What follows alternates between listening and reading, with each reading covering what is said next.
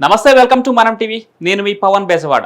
AP liquor scam ప్రస్తుతం ఆంధ్రప్రదేశ్లో నడుస్తున్న హాట్ టాపిక్.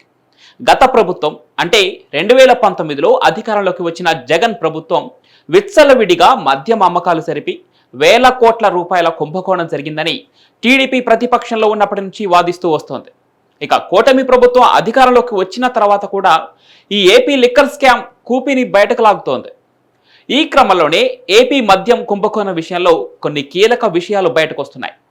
మద్యం కుంభకోణంలో పాత్రధారి సూత్రధారి కసిరెడ్డి రాజశేఖర్ రెడ్డి అని విజయసాయిరెడ్డి చెప్పటం ఇప్పుడు సంచలనంగా మారింది.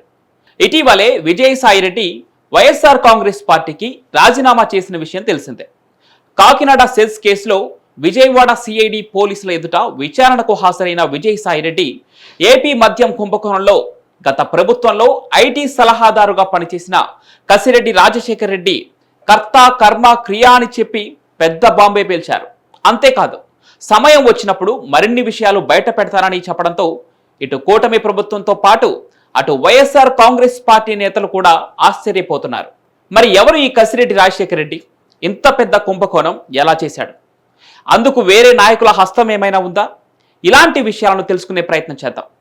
కసిరెడ్డి రాజశేఖర్ రెడ్డి అలియాస్ రాజ్ కసిరెడ్డి వైఎస్ఆర్ కాంగ్రెస్ పార్టీ అధినేత జగన్ కు దూరపు బంధువు, అత్యంత సన్నిహితుడు కూడా. 2019కి ముందు కసిరెడ్డి రాజశేఖర్ రెడ్డి విదేశాల్లో లిక్కర్ కంపెనీలను నడిపేవాడని సమాచారం.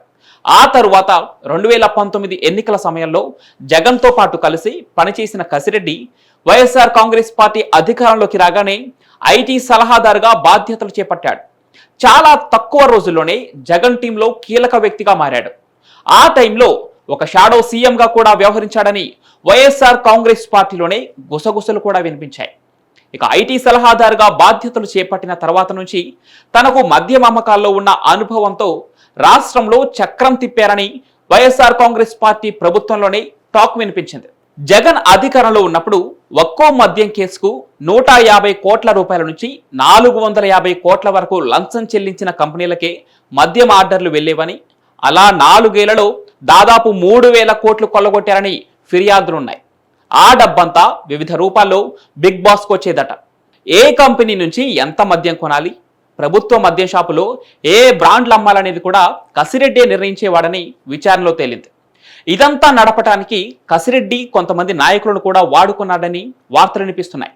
ఇందులో కొందరు కీలక నాయకుల హస్తం కూడా ఉందనని టాక్ నడుస్తోంది.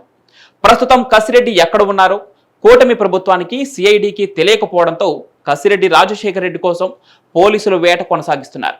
మరి చూడాలి, మద్యం కుంభకోణంలో మున్ముందు ఎలాంటి కీలక విషయాలు బయటకు వస్తాయో.